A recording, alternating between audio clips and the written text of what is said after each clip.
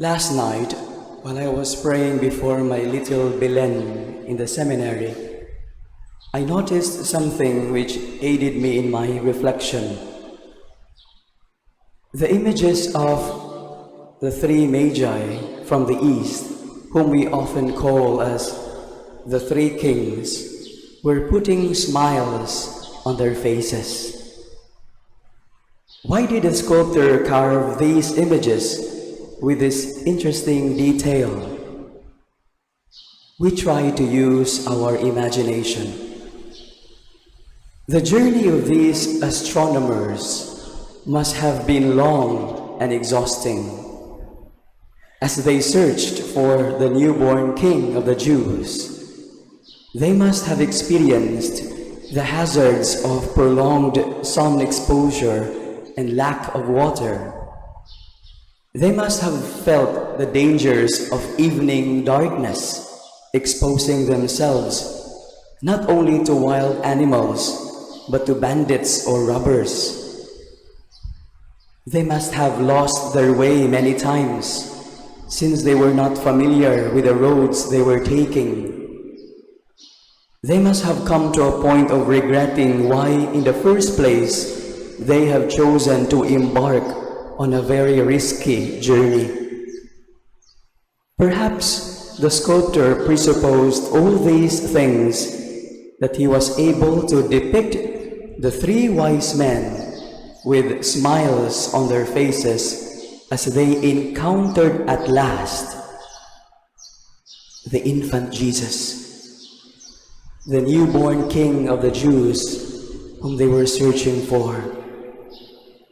In our gospel reading, St. Matthew tells us that after their meeting with Herod, they went on their way, and the star they had seen when it rose went ahead of them until it stopped over the place where the child was.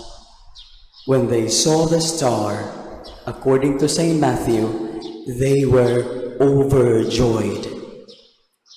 You see, in the light of the gospel, they were not only pleased to see the guiding star, they were overjoyed. In the original Greek text, the words used are megalen karan. So pwede i-translate as mega joy, with great joy. Such emphasis on the experience of deep joy on the part of the Magi could not simply be ignored here. Dear friends, this is our overriding theme today as we celebrate the feast of the Epiphany of the Lord, finding joy in the Lord.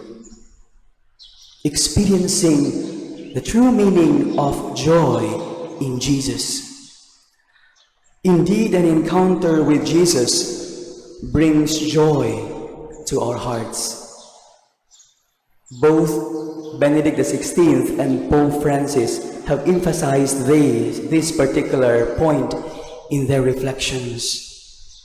Now, the story of the Magi will always be an important part of Christian tradition. They represent the Gentiles who are called to be part of God's people. Their effort to search for the newborn king brings to mind the innate desire of every human heart to seek God.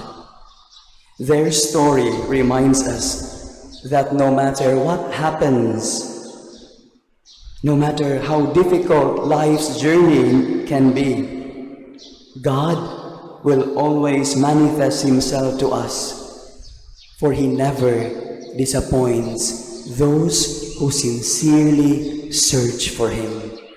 God will give us the joy that this world could not give, that only God can give.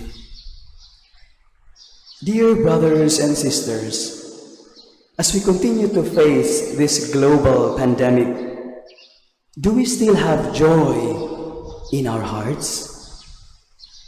Can we still smile behind our face masks? Perhaps some of you would say, Father, I just met a few days ago sa kapamilya nga nagsubo, no?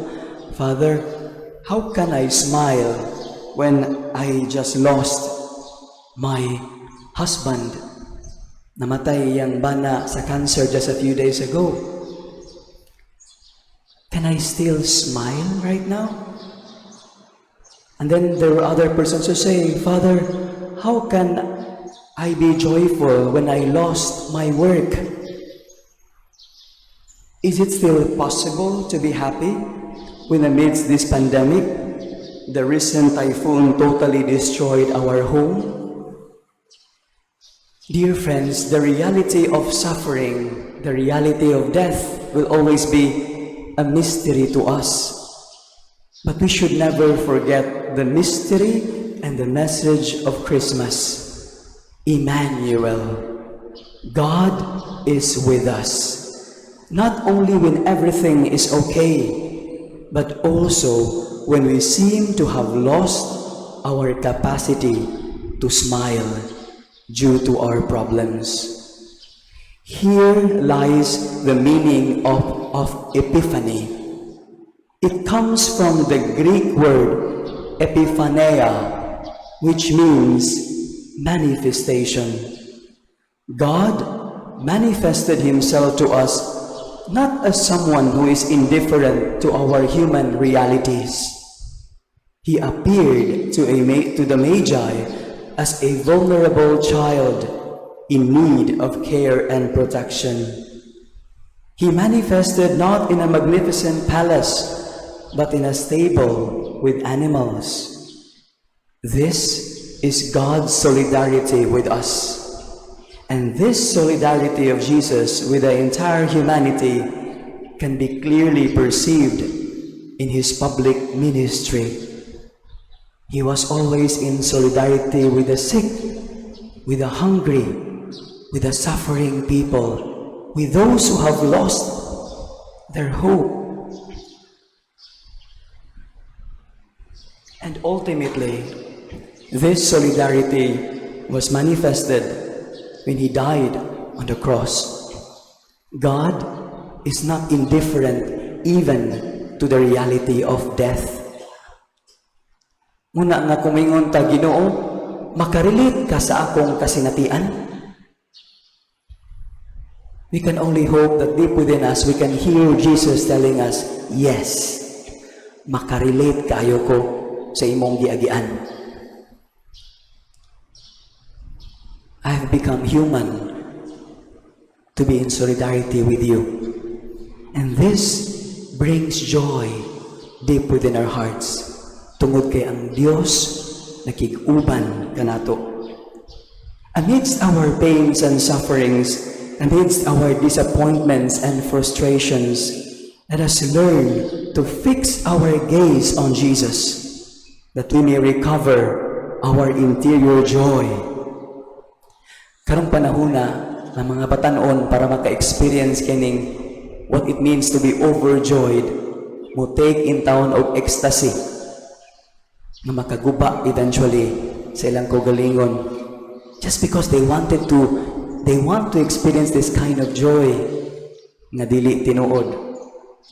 Ang uban, hala, mahurot ang panahon og resources sa pag-shopping, bisag mapuno ang cabinet na og mga with tags kay digi magamit, while na ay mga tao nga way gisulob, thinking that they can find joy in these material goods. The joy that we are talking about here is the joy that comes from God. It comes from the assurance that no matter what happens in life, God is always with us. Indeed, where God is truly present, there is joy, and He gives us the strength we need to continue on our journey. Nothing can be more emphatic than these words of the French theologian and scientist Pierre Teilhard de Chardin. Joy is the infallible sign of God's presence. Joy is the infallible sign of God's presence. Now, allow me to include one more detail. The joy of encountering Jesus in our lives enables us to be generous. It prompts us to offer our gifts like these three wise men from the East. After prostrating themselves, which is a sign of adoration and humility, they offered their gifts: gold, frankincense, and myrrh. Each gift symbolizes a certain aspect of the person and mission of Jesus. Gold symbolizes the kingship of Jesus, which is marked by service. Frankincense brings to mind His one divine person and that He is worthy of our worship.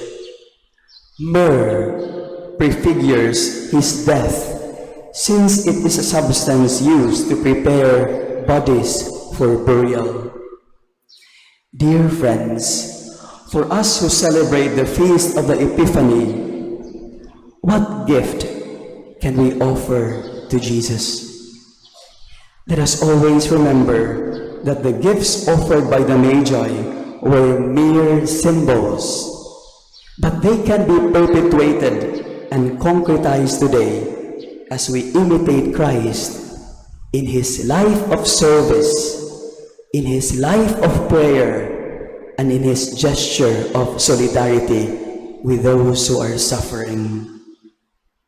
As we encounter Jesus in the Holy Eucharist, like the three wise men, may we always find joy in the Lord, and may we have the grace to be generous in offering our gifts to others, especially the poor. Only then can this celebration of the Epiphany take on a deeper meaning. Amen.